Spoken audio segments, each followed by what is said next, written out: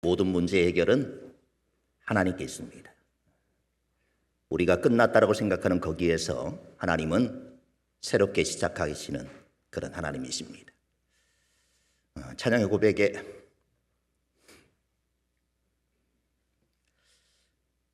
죄송합니다. 찬양의 가사를 보고 있는데 그런 고백이 있길래 하나님을 믿는 것이면 모든 것이 끝난 것이다. 목사가 감정을 추스려야 되는데 그 문구를 보니까 너무나 좀 가슴이 메어서 목사의 큰 자질 중에 하나가 자신의 감정을 컨트롤할 수 있는 목사가 아주 훌륭한 자질을 가진 목사인데 저는 그런 목사에는 해당이 안 되는 것 같습니다. 하나님을 믿으면 모든 것이 끝난 것입니다. 여러분들이 어떤 삶의 문제가 있다 하더라도 염려할 것이 하나도 없습니다. 모든 사람이 여러분들에게 끝났다 그렇게 말해도 결코 포기할 이유가 없습니다. 하나님은 여러분들의 삶을 통해 새롭게 일하실 것이기 때문입니다. 오늘도 예배를 통해서 그 하나님을 만날 수 있는 시간이 되길 원합니다.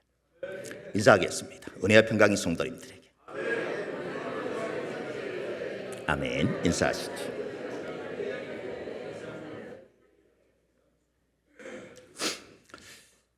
오늘도 하나님을 예배하기 모인 여러분 모두에게 하나님의 은혜와 평강이 충만하게 흘러넘치기를 소망합니다.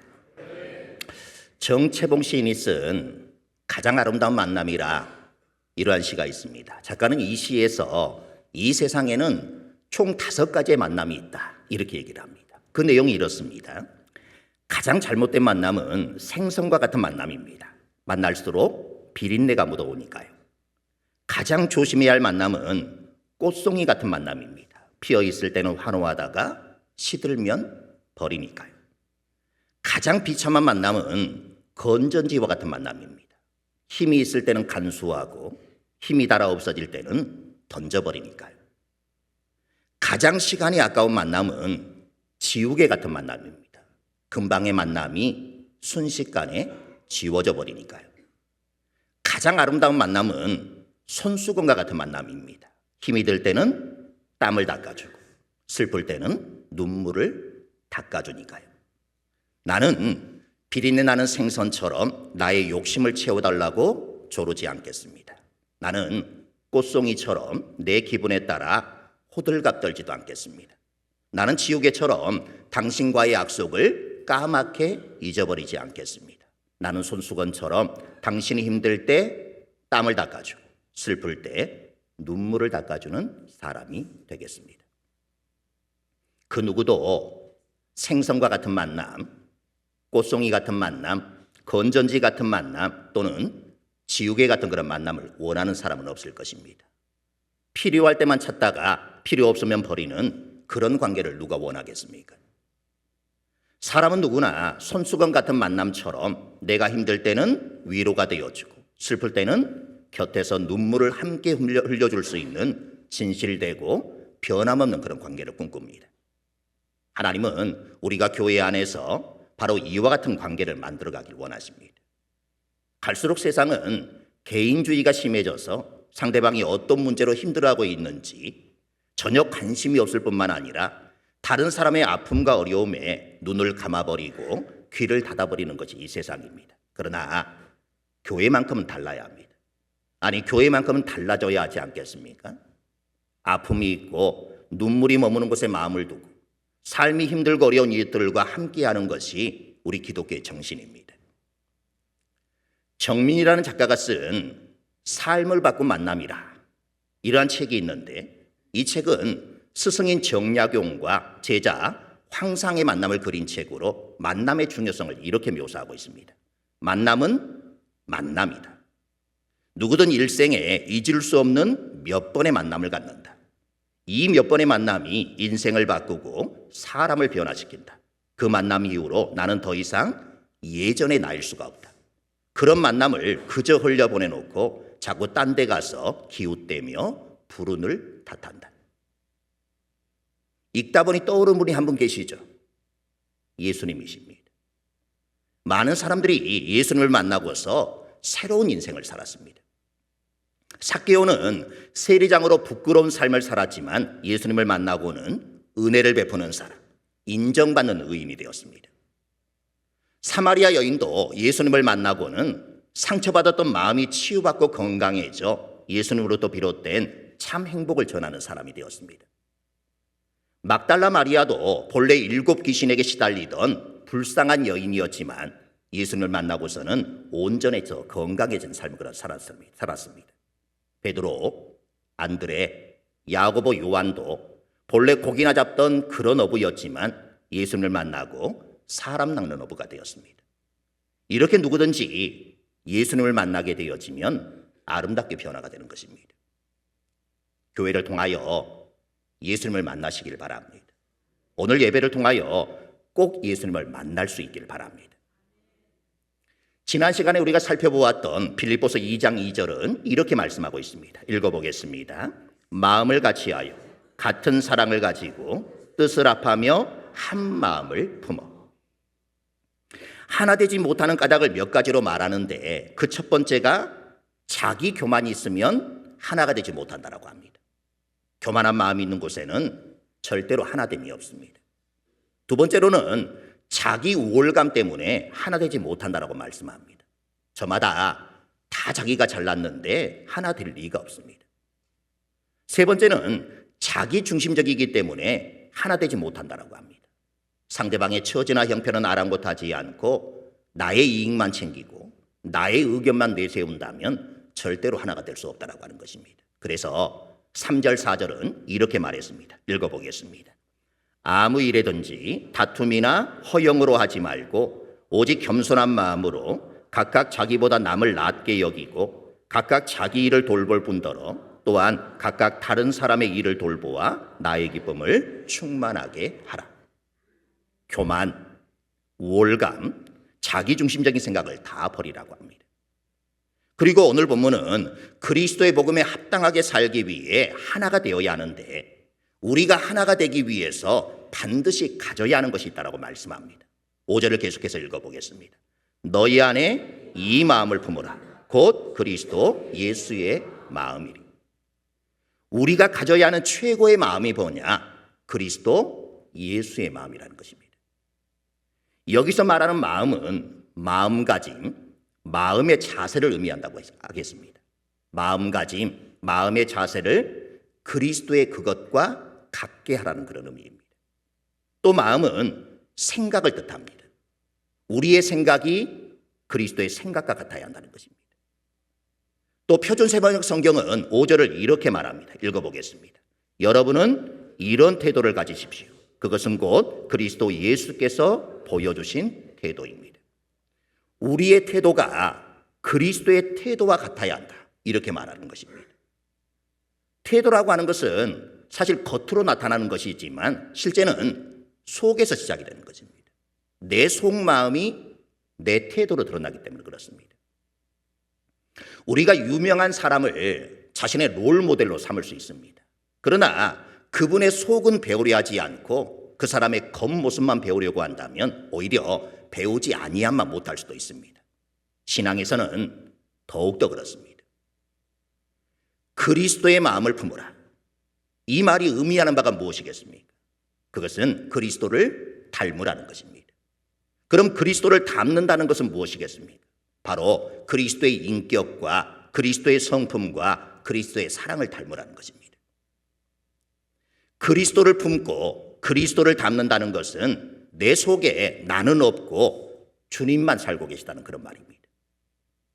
내 속에 주님만 계신다라는 말은 나의 생각이나 경험, 습관, 지식들을 모두 비워냈다는 말입니다. 내 안에 오직 그리스도만이 사신다는 그런 말입니다. 많은 신학자들은 5절부터 11절까지의 말씀을 초대교회 성도들이 불렀던 찬송시, 즉 찬송가 가사라고 주장을 합니다. 단 6절밖에 되지 않지만 예수 그리스도에 대해서 완벽하게 정리해 주고 있습니다. 그래서 이것이 초대교회 신앙 고백이 되었습니다.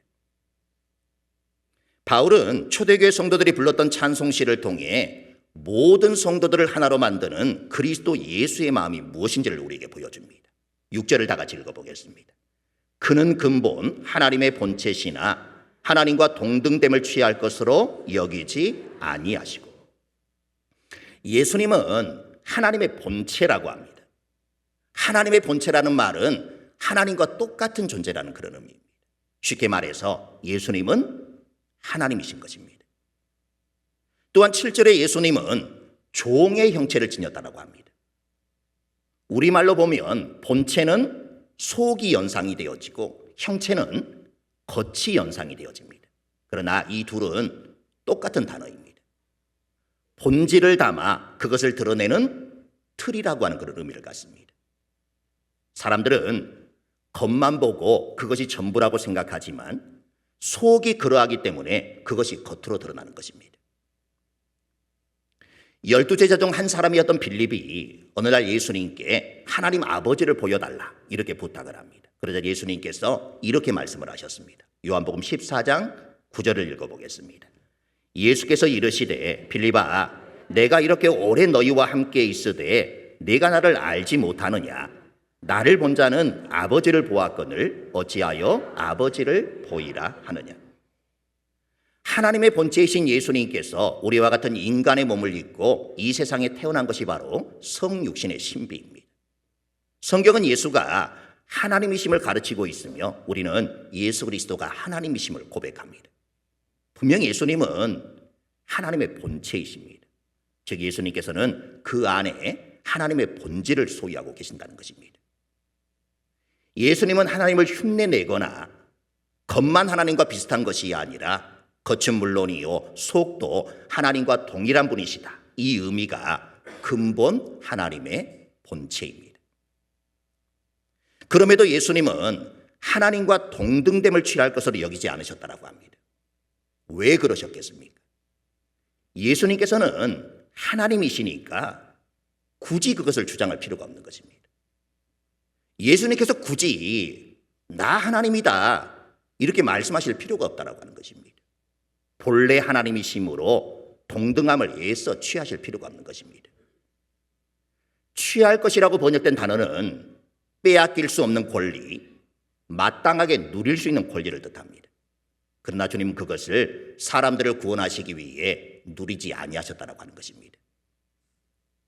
그리고 주님의 겸손하신 모습은 여기지 아니하시고 이 말 속에 드러나고 있습니다. 하나님과 동등하신 분이심에도 그렇게 여기지 아니하셨다라고 합니다. 우리는 주로 누군가에게 대접을 받으려고 할 때 상대방과 자신이 동등하다는 것을 주장합니다. 그러나 주님은 동등됨을 취하여 대접받으려고 하지 않으셨습니다. 오히려 아버지의 뜻대로 되기를 원합니다. 이렇게 하나님의 뜻에 순종하셨습니다. 예수님은 분명 하나님이신데 하나님으로 계속 계시지 않으셨습니다. 하나님이신 예수님께서 무엇이 되셨는지를 7절이 이렇게 증가합니다. 읽어보겠습니다. 오히려 자기를 비워 종의 형체를 가지사 사람들과 같이 되셨고. 비우다라고 한 말은 컵의 물을 다 쏟아버리는 것을 의미합니다. 자신이 가지고 있는 모든 것을 다 포기하는 것입니다. 자신의 위치, 소유, 특권을 포기하는 것입니다. 자기를 비웠다라는 표현은 하나님이 자기가 뭔가 된 것처럼 행동하지 않고 나는 아무것도 아니다 이렇게 생각하며 노예의 마음으로 섬기셨다는 것입니다. 예수님께서는 사람이 되기 위해 자신을 온전히 비우셨습니다. 몇 해 전에 내려놓음이라는 책이 기독교계의 베스트셀러가 된 적이 있습니다. 저자는 1년 6개월 후에 그 후편을 내놓았는데 그 책 제목이 더 내려놓음입니다. 그렇다고 해서 그분이 100% 다 내려놓았겠습니까? 아닐 것입니다. 그분만이 아니라 모든 인간이 다 그렇습니다. 정치인들이 마음을 비우고 백의종군하겠다 이렇게 말합니다. 그러나 그것을 믿는 사람은 아무도 없습니다. 인간은 그럴 수 있는 존재가 아니기 때문에 그렇습니다. 우리도 예외가 아닙니다. 욕심을 내려놓겠노라고 양보하며 살겠노라고 얼마나 많이 결심합니까? 그러나 그것을 완전히 이룬 사람은 단 한 번도 본 적이 없습니다. 인간이 100% 자기를 비우는 것은 불가능합니다. 예수님께서 우리 가운데 오신 이유가 무엇입니까? 마가복음 10장 45절은 이렇게 말합니다. 읽어보겠습니다. 인자가 온 것은 섬김을 받으려 함이 아니라 도리어 섬기려 하고 자기 목숨을 많은 사람의 대속물로 주려 함이니라. 우리를 섬기려고 오셨다고 합니다. 어쩌면 나는 아무것도 아니라는 것을 받아들이지 못하면 남을 섬길 수 없을 것입니다. 내가 누구인지를 주장하고 싶어 한다면 거기에 상응하는 대접을 받고 싶어 하지 않겠습니까? 7절을 다시 한번 읽어보겠습니다. 오히려 자기를 비워 종의 형체를 가지사 사람들과 같이 되셨고, 하나님 자체이신 분이 스스로 비워서 사람이 되셨다고 합니다. 사람의 모습을 취하신 것이 아니라 실제로 사람이 되셨다는 것입니다.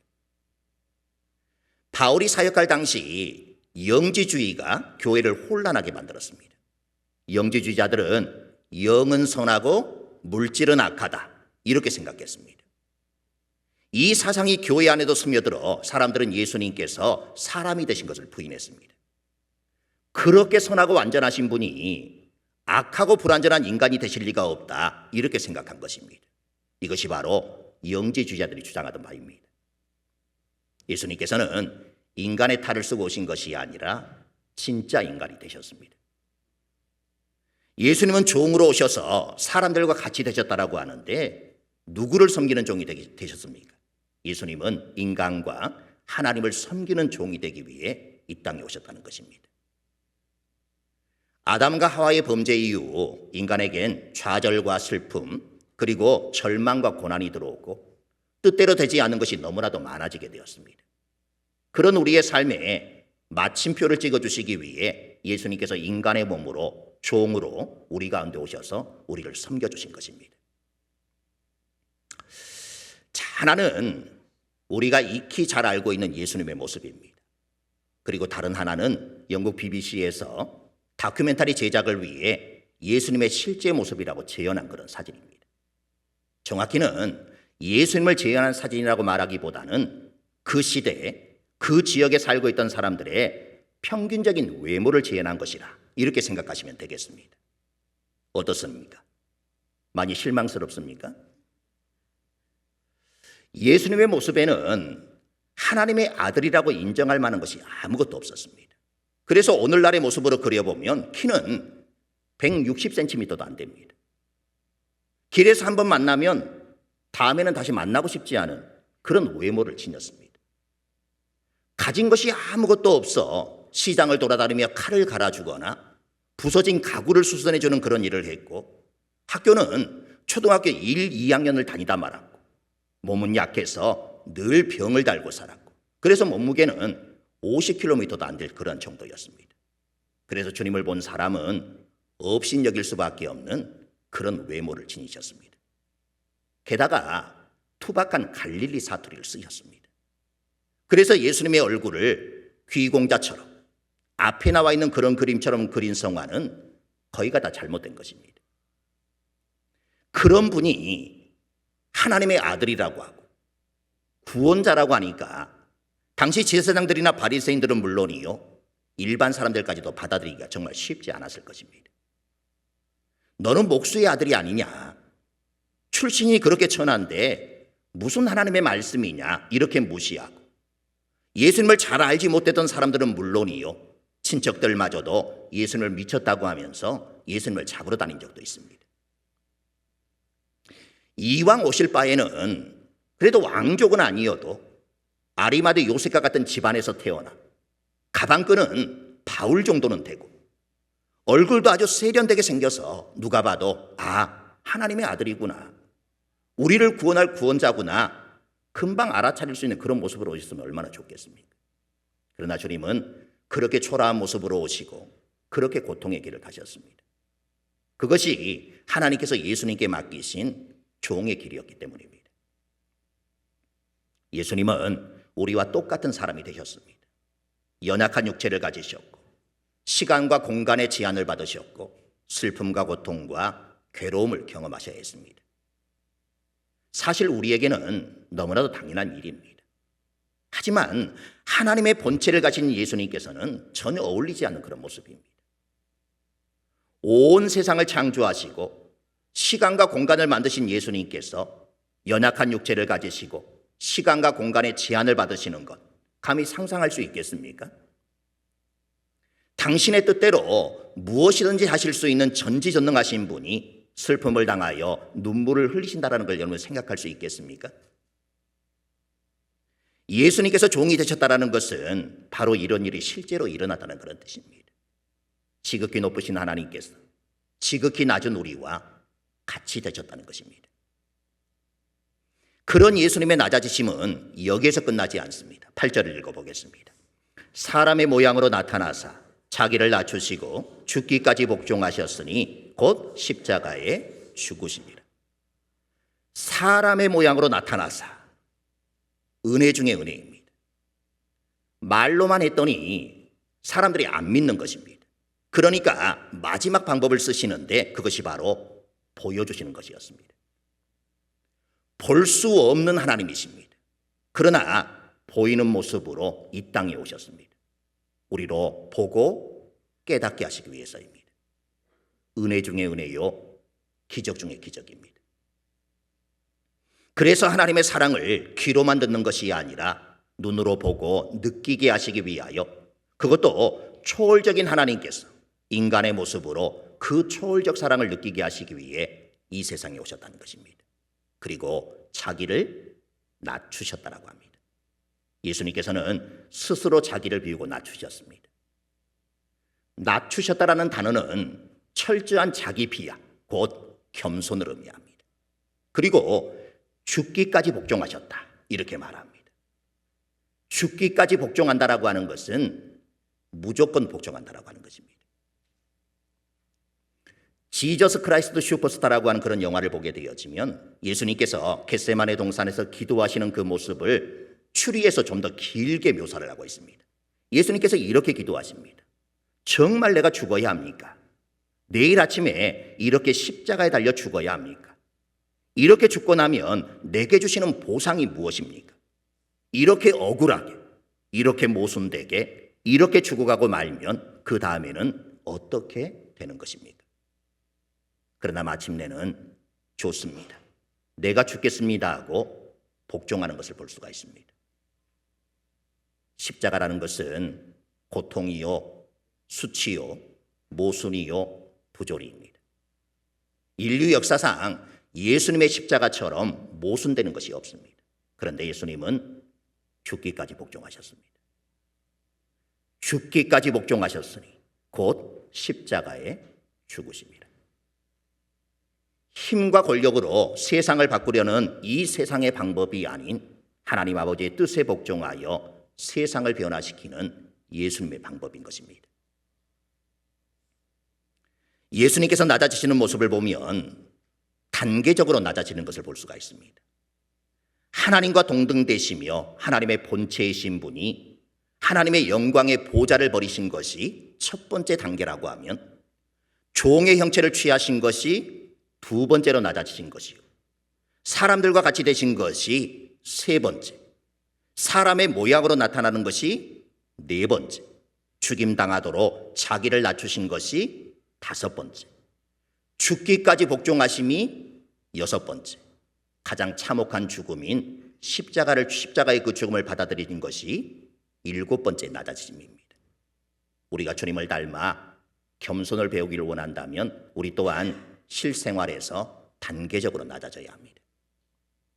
예수님 그야말로 모든 것을 포기하셨습니다. 당연히 가지고 계셔야 할 하나님의 본체를 포기하시고 대신 도저히 받아들일 수 없는 종의 본체를 가지셨습니다. 당연히 가지고 계셔야 할 영원한 생명을 포기하시고 대신 도저히 받아들일 수 없는 십자가의 죽음을 받으셨습니다. 무엇 때문입니까? 단 하나, 하나님의 뜻 때문입니다. 이 모든 일이 하나님의 뜻이기 때문에 예수님은 모든 것을 포기하고 순종하셨습니다. 우리가 예수님처럼 하나님의 뜻을 위해 자신의 것을 포기할 수 있다면 어떤 일이 일어나겠습니까?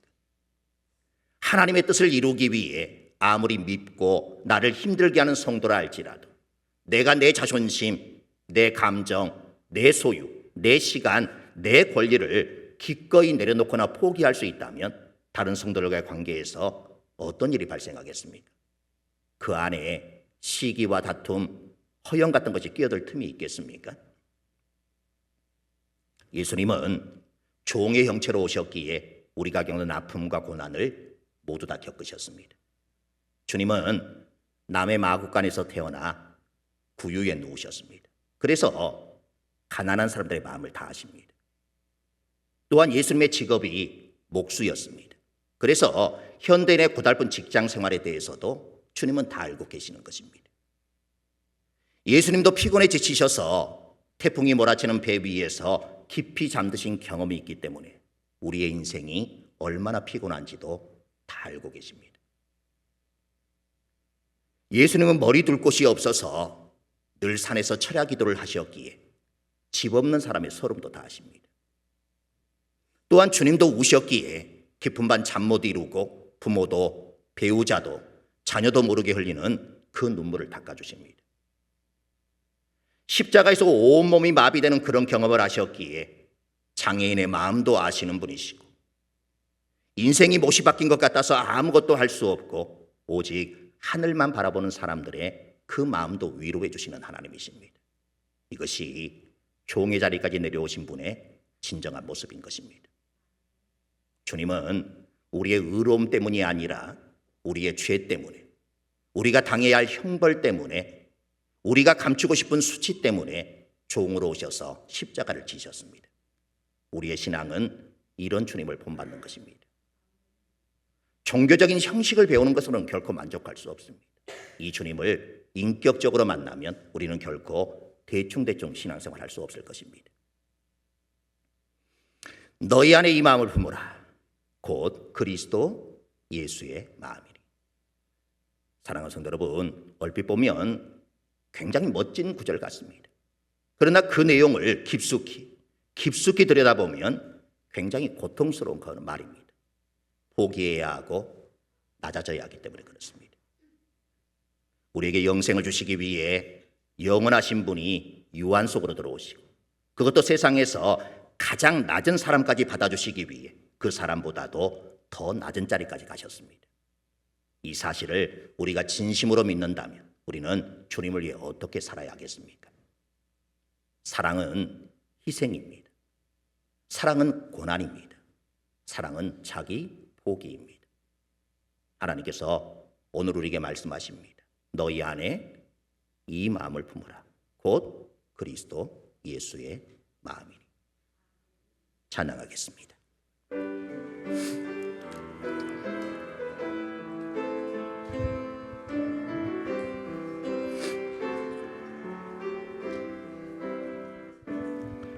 온유하고 겸손하신 주님의 본을 받아 온유하고 겸손하게 섬김의 길 걸으리. 평화 평화이신 주님을 본받아서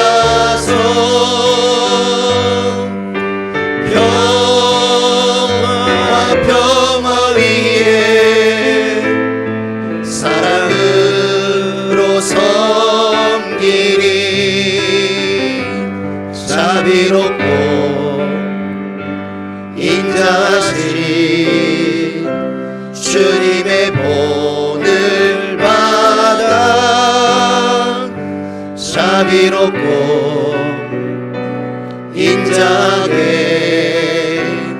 섬김의 길 걸으리.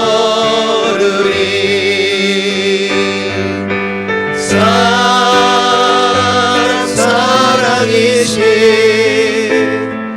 주님의 본받아서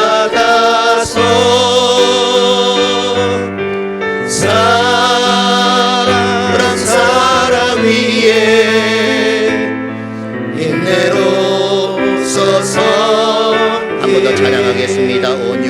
겸손하신 온유하고 겸손하신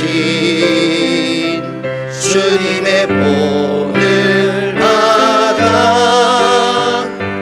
온유하고 겸손하게 섬김의 길 걸으리.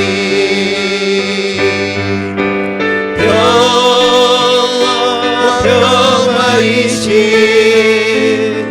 주님을 본받아서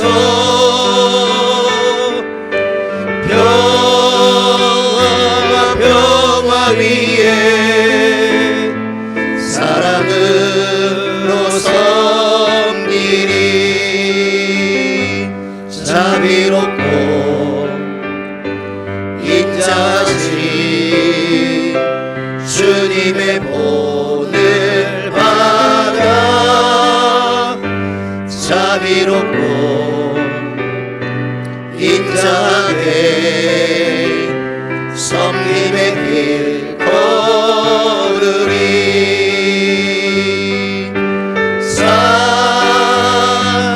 사랑이신 주님을 본받아서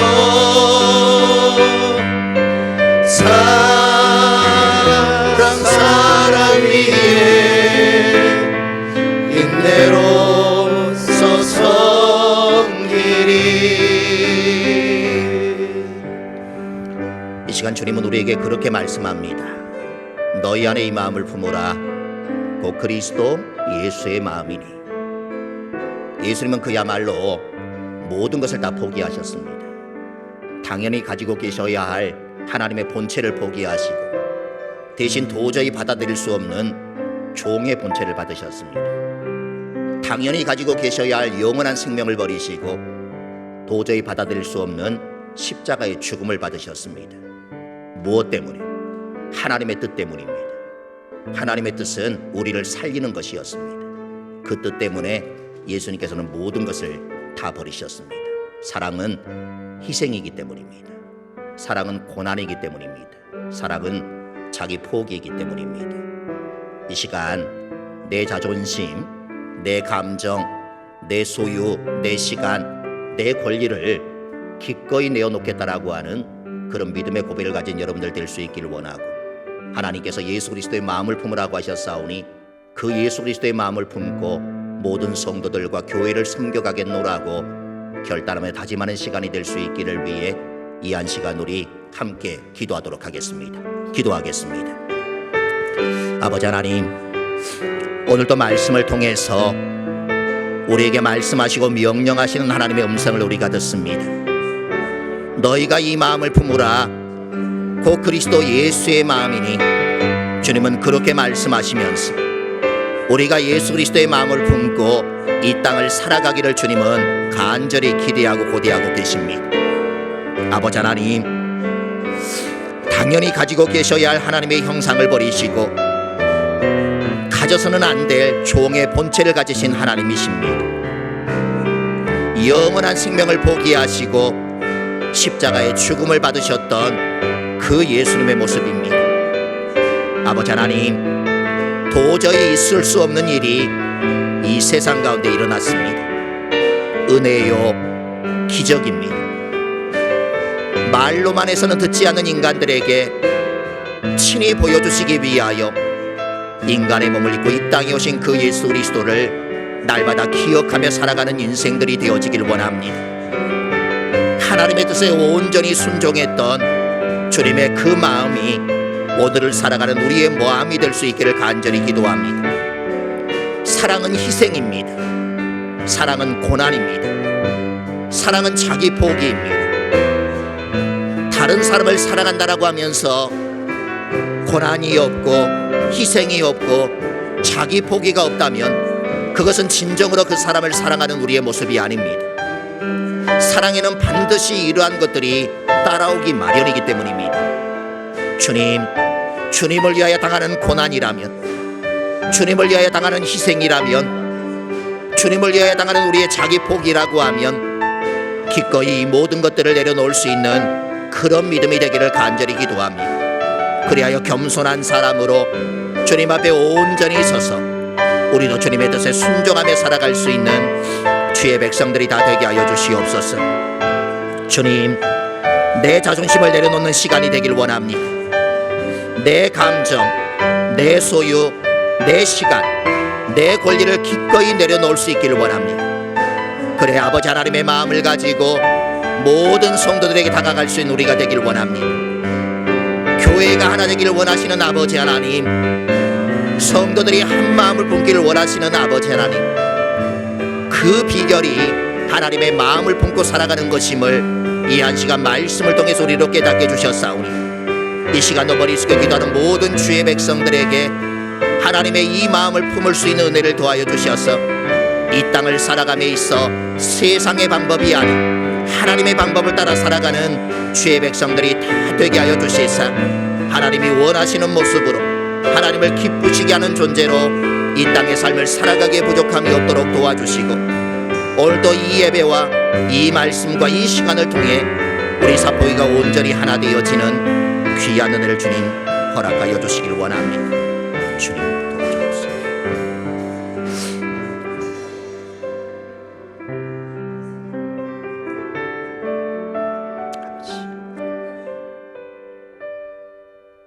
오늘도 머리 숙여 기도하는 주의 백성들에게 주님은 말씀하십니다. 너희 안에 이 마음을 품으라. 곧 그리스도 예수의 마음이리. 예수님은 그야말로 모든 것을 다 포기하셨습니다. 당연히 가지고 계셔야 할 하나님의 본체를 포기하시고 도저히 받아들일 수 없는 종의 본체를 가지셨습니다. 당연히 가지고 계셔야 할 영원한 생명을 포기하시고 받아들일 수 없는 십자가의 죽음을 받으셨습니다. 이유는 단 한 가지입니다. 하나님의 뜻이었기 때문입니다. 그 뜻에 순종함으로 모든 것을 포기하고 순종하셨던 주님의 모습입니다. 사랑은 희생이기 때문입니다. 사랑은 고난이요, 사랑은 자기 포기이기 때문입니다.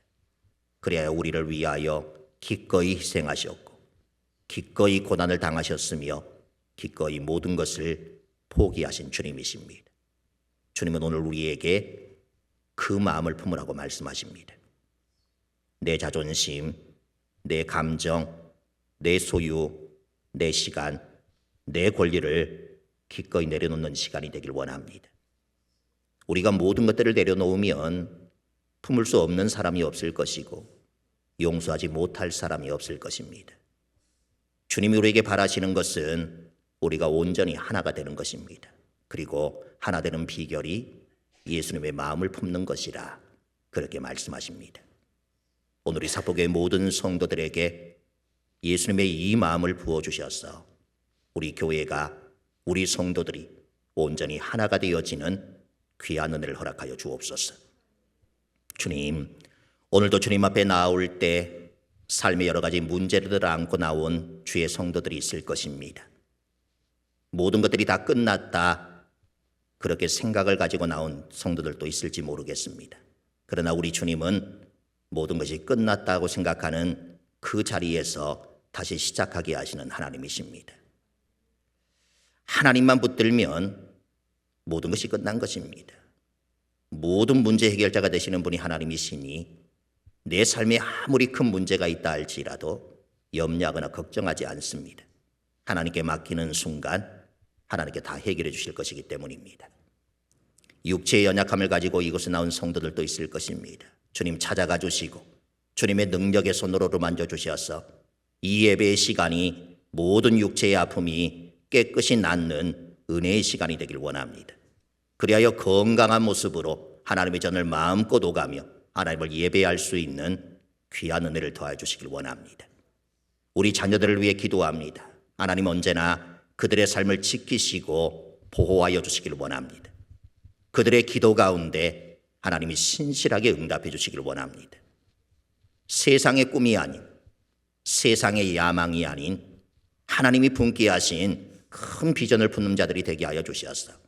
그 비전을 이루기에 날마다 노력할 때 삶 가운데 함께 하시고 도우시는 하나님의 은총을 날마다 누리며 살아가는 귀한 자녀들이 되게 하여 주옵소서. 그리하여 그들의 삶을 통해 부모의 기쁨이 되어지고 하나님의 기쁨이 되어지는 귀한 존재들이 다 될 수 있도록 은혜를 베풀어 주시옵소서. 예수 그리스도의 이름으로 기도드립니다. 아멘. 이제는 우리 주 예수 그리스도의 은혜와 우리 아버지 하나님의 크신 사랑과 성령님의 교통하심이 예수 그리스도의 마음을 품고 주님이 원하시는 온전한 하나를 이루며 살아가기를 간절히 소원하는 온 하나님의 백성들 가운데 저들의 가정과 자녀와 삶의 자리 가운데 이제로부터 영원토록 함께 계시기를 간절히 축원하옵나이다. 아멘.